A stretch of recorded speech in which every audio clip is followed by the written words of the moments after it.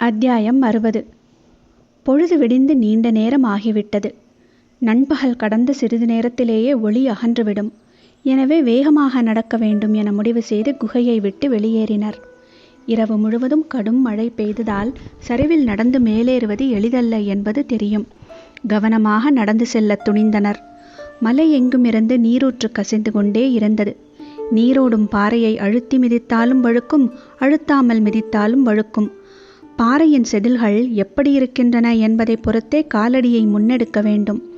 பாறைகளை கடக்கும் போது பாரி முன்னால் நடந்தான். பாறையின் தன்மை அறிந்து ஆதினிக்கு வழிகாட்டிச் சென்றான். மண்ணை மிதித்து நடக்கும் போதும் அதே அளவு கவனம் தேவை. பல நேரம் ஆதினியை முன்னால் நடக்க வைத்து பின்னால் வந்து கொண்டிருந்தான். இறங்கும் நீரையும் பாறையையும் மண்ணையும் வேர்களையும் குனிந்து பார்த்தபடியே நீண்ட நேரம் நடந்து கொண்டிருந்தாள் ஆதினி. எங்கும் நீர் இழுத்து ஓடியபடியே இருக்க தொடர்ந்து நடப்பது மிகவும் கடினமாக இருந்தது. சற்றே ஓய்வு தேவைப்பட்டது. ஓரிடத்தில் நின்று இளைப்பாறியபடி பார்வையை எல்லா பக்கங்களிலும் ஓடவிட்டாள். அப்போதுதான் ஆபத்தின் அளவு புரிந்தது. செங்குத்தான பெரும் சரிவின் நடுவில் அவர்கள் நின்று கொண்டிருந்தனர். ஆதினி அதிர்ச்சிக்குள்ளானாள். இந்த சரிவிலா இரவில் நடந்தோம்? ஆம், இந்த பெரும் சரிவில்தான் நடந்தோம், அதுவும் காதல் கொண்டே. பாரி சொல்வது தனது செயலைத்தான் என்பது புரிந்தது. ஆனாலும் எந்த மறுமொழியும் சொல்லவில்லை. இந்த இடத்தை பகலில் பார்த்த ஒருவர் இங்கு இரவில் நடக்க துணிய மாட்டார் என்றாள். இரவிலே நடந்த ஒருவர் பகலில் எளிதில் நடந்து கடப்பார் என்றான். அவனது சொல் ஆதினிக்கானது. அவன் சொல்லில் இருக்கும் உண்மையை அவளது மனம் ஏற்றது. கால்கள் முன்னிலும் வீரியத்தோடு முன்னகர்ந்தன. ஒற்றை சொல்லால் விசை கூட்டும் வித்தையை பாரியின் அளவுக்கு அறிந்தவர்கள் யாரும் இருக்க மாட்டார்கள் என தோன்றியது. அவனை நினைத்து மகிழத்தான் எவ்வளவு இருக்கின்றன என்று எண்ணியபடியே நடந்தாள். பின்னி கிடக்கும் வெண்சாரைகள் அந்த இடம் விட்டு விடியும் வரை நகராது, நீ அஞ்ச வேண்டாம் என்று நேற்றிரவு அவன் கூறிய சொல்லிலிருந்துதான் எல்லாம் மாறின. அவை இந்த பக்கம் திரும்பாது என்றால் நாம் ஏன் அந்த பக்கம் திரும்ப வேண்டும் என தோன்றியது. அவ்வளவு நேரமும் வெண்சாரையை பார்த்து கொண்டிருந்த ஆதினி பாரியின் பக்கம் திரும்பினாள். மெல்லிய ஒளி அவனது முகத்தில் பூசி மறைந்தது. வெண்சாரைகள் இரண்டும் இறுக்கி முறுக்கிக் கொள்ளும் போது ஒளியின் அளவு 2 மடங்கு அதிகமானது போல் இருந்தது. ஆனால் அதை அவர்கள் கவனிக்கவில்லை. முறுக்கி இறுகும் வெண்சாரைகளும் அவர்களை கண்டுகொள்ளவில்லை. தலைக்கு பின்புறமாக குகை விட்டு வெளியே பேரிடி விடாது விழுந்து கொண்டிருந்தது. கால்களின் பின்புறம் வெண்சாரைகள் இறுகி புரண்டு கொண்டிருந்தன. மழையின் பேரோசை கூடியபடியே இருக்க காற்றெங்கும் நீர் மிதந்து கொண்டிருந்தது. இவற்றில் எதையும் காதல் பொருட்படுத்தவில்லை. இப்போதுதான் அவற்றை ஒவ்வொன்றாக நினைவு கூர்ந்து கொண்டே நடந்தாள் ஆதினி. தங்களை சுற்றி எவையெல்லாம் இயங்கின என எண்ணி பார்த்தாள். எதை நினைத்தாலும் தாங்கள் இயங்கியதில்தான் எண்ணங்கள் முடிவடைகின்றன. பாரிக்கும் இப்படித்தான் எண்ணங்கள் ஓடுமா? அவனது உள்மனம் இப்போது எதை நினைத்து கொண்டிருக்கும்? ஆதினியின் சிந்தனை பாரியை நோக்கி ஓடியது. அவன் கவனமாக செடி கொடிகளை விலக்கி முன்னடந்து கொண்டிருந்தான். அவனுடைய சொற்களின் வழியே செயல்களின் வழியே அவனது எண்ண ஓட்டத்தை கண்டறிய முயன்றபடியே வந்தாள் ஆதினி. அது அவ்வளவு எளிதானதாக இல்லை. ஆனாலும் ஆதினி தொடர்ந்து முயன்றாள். பெரும் பள்ளம் ஒன்றின் மேலேற வசதியாக அவளை கைப்பிடித்து தூக்கினான் பாரி. அவள் பாரியின் கண்களை பார்த்தபடியே முன்காலை தூக்கி வைத்து மேலேறினாள். அந்த கண்களில் எதையும் கண்டறிய முடியவில்லை. ஆண்களின் கண்கள் மொழியற்றவையோ என தோன்றியது. இல்லையே, நேற்றிரவு என்ன செய்வதென அறியாத கணத்தில் அவன் பார்த்த பார்வைதானே காமத்துக்குள் கட்டற்ற வேகத்தில் நம்மை இழுத்துச் சென்றது. பெண் கண் சிறுகும்போது தொடங்கும் ஆட்டம் ஆண் கண் சிறுகி இருக்கும்போது முடிவுறுகிறது என சொல்ல கேட்டுள்ளேன். ஆனால் இவையெல்லாம் யாரால் பார்த்தறிய முடியும்? மற்றவர்கள் பார்க்க முடியாது, சம்பந்தப்பட்டவர்களால் பார்க்கவே முடியாது. அப்புறம் எப்படி இவையெல்லாம் கதைகளில் சொல்லப்படுகின்றன? மனதுக்குள் எண்ணியபடியே நடந்தாள். குறுகிய பள்ளத்தில் நீரின் வேகம் சற்றே கூடுதலாக இருந்தது. முதலில் அதை கடந்த பாரி அவள் கடப்பதற்கு கை கொடுத்து இழுத்தான். அவள் கடந்து வந்ததும் முன்னே நடக்கவிட்டு பின்தொடர்ந்தான். அப்போதுதான் கவனித்தான், ஆதினியின் முதுகில் சிறிய சிறிய கீறல்கள் கோடுகளாய் அங்கும் இங்குமாக இருந்தன. கல்படுக்கையால் இப்படி நேர்ந்து விட்டதே என கவலை கொண்டான். மழை பெய்து குளிர் நீங்காமல் இருப்பதால் எரிச்சல் தெரியாமல் இருக்கிறது. கோடை காலமாக இருந்தால் கடும் எரிச்சல் இருந்திருக்கும் என எண்ணி அவனுக்கு அதன் ஆபத்து அப்போதுதான் புரிய வந்தது. இப்படியே போனால் இவள் தோழிகள் கேள்விகள் கேட்டே இவளை திணறடித்து விடுவார்களே என்று. என்ன நடந்திருக்கும் என்பது எல்லோருக்கும் தெரியும். எப்படி நடந்திருக்கும் என்பதை தெரிந்து கொள்வதில்தான் எல்லோரின் விருப்பமும் இருக்கும்.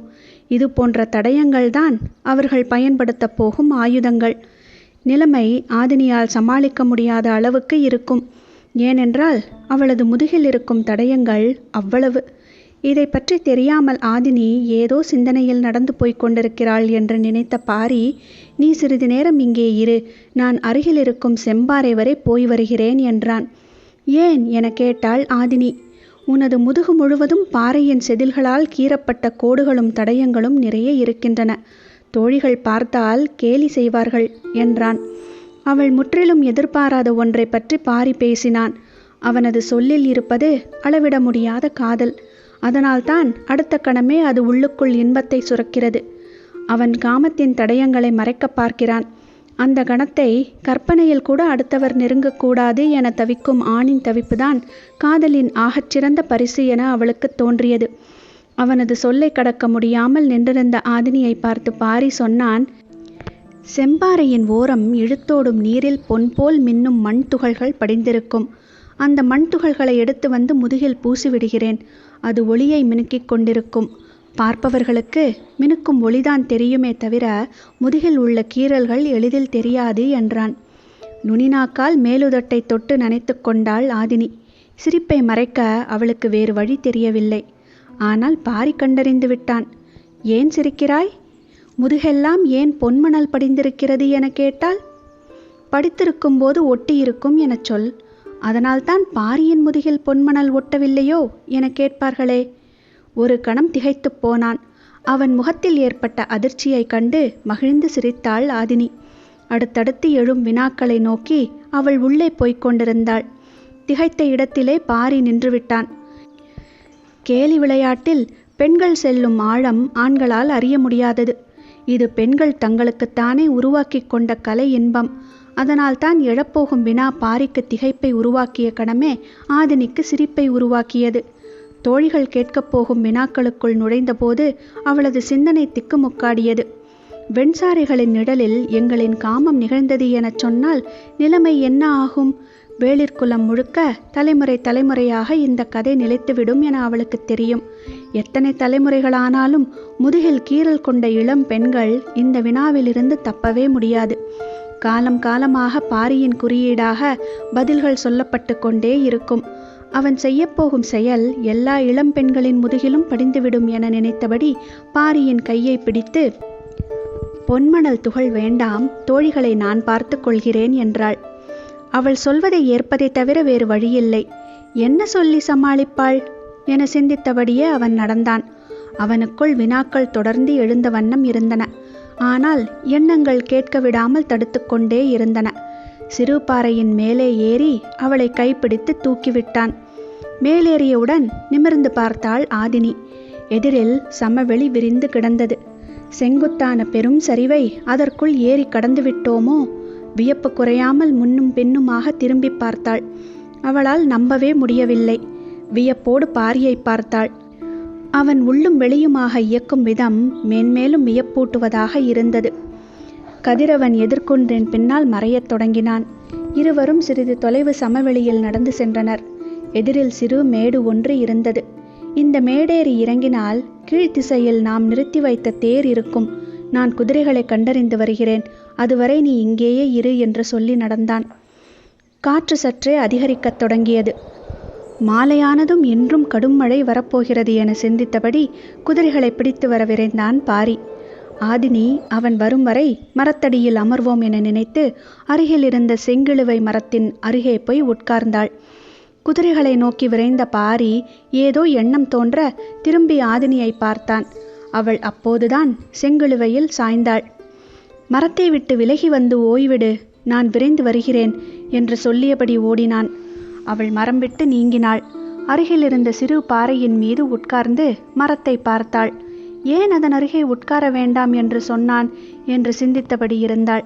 சற்று நேரம் கழித்து குதிரைகளோடு வந்தான் பாரி. இருவரும் பேசியபடியே குன்றின் மேல் நடந்தனர். குதிரையை தொட்டு வருடும் ஆசையை அவளால் கட்டுப்படுத்த முடியவில்லை. கைகூசியபடி அதனுடைய முதுகை வருடிக்கொண்டே கேட்டாள், ஏன் மரத்தை விட்டு அகலச் சொன்னீர்கள்? காற்று பலமாக அடிக்கத் தொடங்கியது. அந்த மரம் பெரும் காற்றை தாங்காது, அதனால் தான் தள்ளி உட்காரச் சொன்னேன் என்றான். பார்த்தால் வலிமையான மரம் போல்தான் தெரிந்தது, அதனால் தான் அருகில் போனேன். மலையொற்றி மரங்களின் தன்மையை கணிப்பது சற்றே கடினம், எளிதில் நம்மை ஏமாற்றிவிடும். நீங்கள் எப்படி கண்டறிந்தீர்கள்? உதிரும் அதன் இலையை வைத்துத்தான். இலையை வைத்தா? ஆம், இலையில்தான் மரத்தின் குறிப்பு இருக்கிறது. குதிரை மீதிருந்த கையை விலக்கி அவனை பார்த்தாள். பாரி சொன்னான், உதிரும் இலையின் நுனிப்பகுதி கீழ்நோக்கி வருகிறதா, அடிப்பகுதி கீழ்நோக்கி வருகிறதா, அல்லது சம எடையுடன் காற்றை வெட்டி வெட்டி மிதந்து வருகிறதா என்பதை இலையின் கீழ்ப்புறம் உள்ள நரம்பின் தன்மையை தீர்மானிக்கிறது. மரங்களுக்கு வயது ஆக ஆக நரம்பின் பிடிமானமும் கன அளவும் மாறும். அது மாற மாற உதிரும் இலையின் தன்மையும் மாறும். எனவே உதிரும் இலை எந்த நிலையில் உதிர்கிறது என்பதை வைத்தே மரத்தின் வயதையும் ஆற்றலையும் சொல்லிவிடலாம்.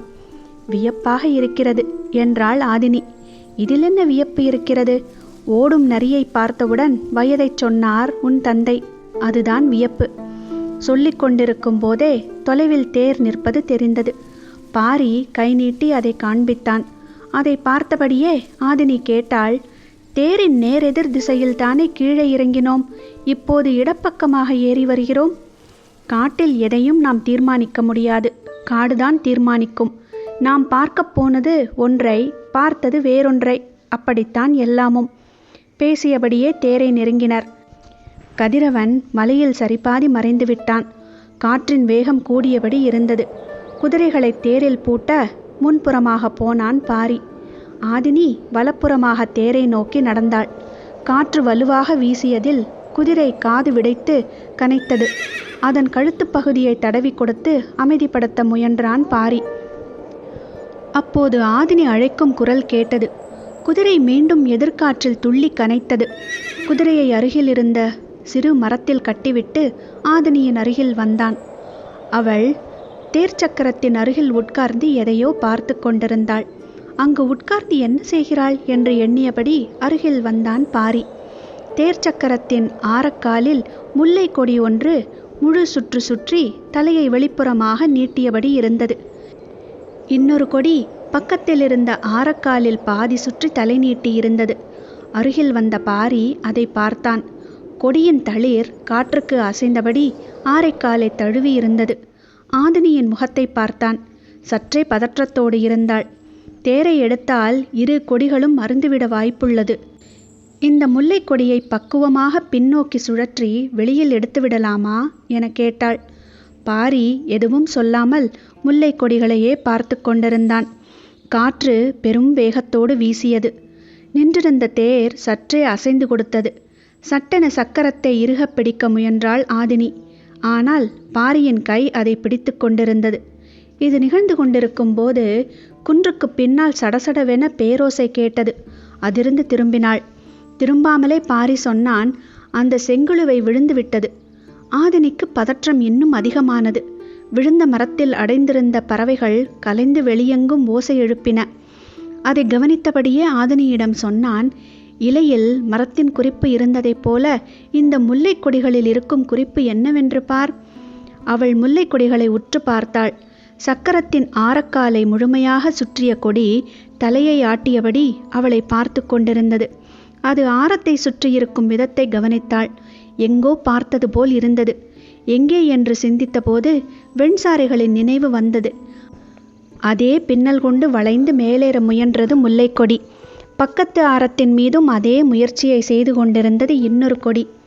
கூர்ந்து பார்த்து கொண்டிருந்த ஆதினியின் கண்கள் கலங்கின. பாரியை திரும்பி பார்த்தாள். அவன் கண்கள் எண்ணில்லா சொற்களை பேசின. ஆண்களின் கண்களை படித்தறிய வேறு வழியுண்டா என மனம் பதறியது. ஆனாலும் தொடர்ந்து முயன்றாள். இடப்புறம் இருப்பதுதான் நானா என்று ஆதினியின் ஆழ்மனம் கேட்க, இல்லை, வலப்புறம் இருக்கும் கொடிதான் உனது சாயலில் தலை சாய்ந்தே இருக்கிறது என்று பாரி சொல்ல, மனதுக்குள் நீங்கா உரையாடல் நிகழ்ந்து கொண்டிருந்தது. வெண்முல்லையும் வெண்சாரையும் வடிவத்திலும் வாசனையிலும் ஒன்றே என ஆழ்மனம் சொல்லியது. காற்று வீறு கொண்டு வீசியது. ஆதினி பாரியின் கைகளை இறுக அணைத்து தோள் சாய்ந்தாள். குகை நமக்கானதாக மாறியது போல தேர் முல்லைகளுக்கானதாக மாறிவிட்டது என்றான் பாரி. வெட்கம் கலையாத சிரிப்போடு ஆதினி சொன்னாள், நேற்று நாகம் கற்றுக் கொடுத்தது என்று முல்லை கற்றுத்தருகிறது. காடு கணந்தோறும் நமக்கு கற்றுக் கொடுத்து கொண்டேதான் இருக்கும் என சொல்லியபடி தேர் விட்டு நகர்ந்தான் பாரி. தன் விரல்களால் சக்கரங்களின் ஆரங்களை தொட்டு வருடியபடி அந்த இடம் விட்டு எழுந்தாள் ஆதினி. இருவரும் நடக்கத் தொடங்கினர். ஆதினி மெல்லிய குரலில், படர்வது குறுமுல்லை, ஒரு மலர் பூத்தால் போதும், காடே மணக்கும் என சொல்லிவிட்டு பாரியின் முகத்தை பார்த்தாள். என்ன பொருள் இதற்கு? பாரியின் கண்கள் தடுமாறின. பெண்ணின் கண்கள் சொல்வதை முழுமையாக கற்க ஆண்களால் முடியுமா என்ன? உதிரும் இலையின் குறிப்பு தெரிந்த உனக்கு வீசும் பார்வையின் பொருள் புரியாதா என்று கேட்பது போல் இருந்தது. இருவரும் காதல் மயக்கம் கலையாமல் நடக்கத் தொடங்கினர். பொன்மணல் துகள் மனமெல்லாம் மின்னிக் கொண்டிருந்தது. கீறல் தழும்புகளிலிருந்து குறுமுல்லையின் நறுமணம் வீசத் தொடங்கியது. பாரியின் வலக்கையை தனது இடக்கையால் பின்னியபடி நடந்தாள். வெண்சாரை ஒருபுறமும் குறுமுல்லை மறுபுறமுமாக படர்ந்து கொண்டிருந்தன. இருவரும் எவ்வியூர் நோக்கி நடந்தனர். இன்றும் ஐவகை குறிஞ்சியில் மலர்படுக்கை அமைத்திருப்பர்.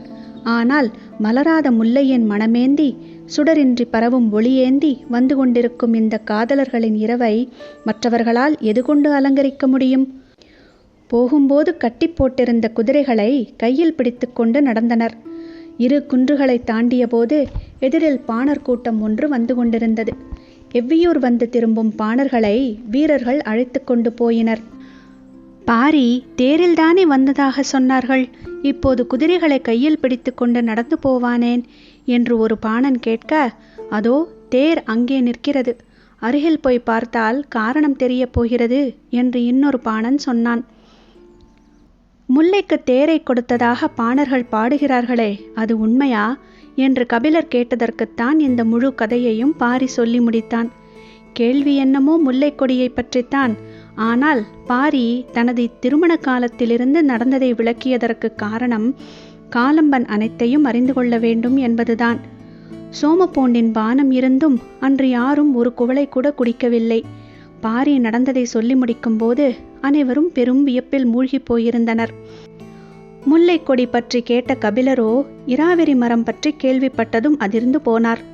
இதைத்தான் வடதேசத்து முனிகள் ஜோதி விருட்சம் என சொல்கிறார்களோ என கேட்டார். தேக்கனின் வியப்பு வேறுவிதமாக இருந்தது. நீயும் மாதினியும் வெண்சாரையை பார்த்தீர்களா? இதுவரை சொல்லவே இல்லையே என கேட்டார். பாரியை பற்றிய தேக்கனின் வியப்பு காலகாலத்துக்கு நீங்காது என்பது அவரின் பார்வையிலேயே புலப்பட்டது. காலம்பனின் வியப்பு முல்லை கொடியோ வெண்சாரையோ அல்ல.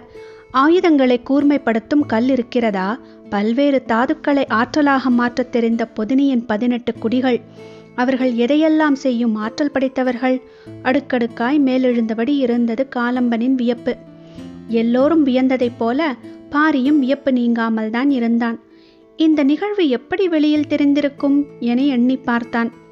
பேசியபடி தங்களை கடந்து போன பாணர்கள் தேர் சக்கரத்தில் முல்லை கொடி பின்னி கிடப்பதை பார்த்து பாடல் புனைந்துள்ளனரோ என்றான். கேள்வி கபிலருக்கு வியப்பை கொடுத்தது. நிலமெங்கும் உனது புகழை பரப்பும் குறியீடு இதுதான் என்றார் கபிலர். படர வழியின்றி கொடி தவித்தால் யாராக இருந்தாலும் அதற்கு வழி செய்துவிட்டுத்தானே போவார்கள்.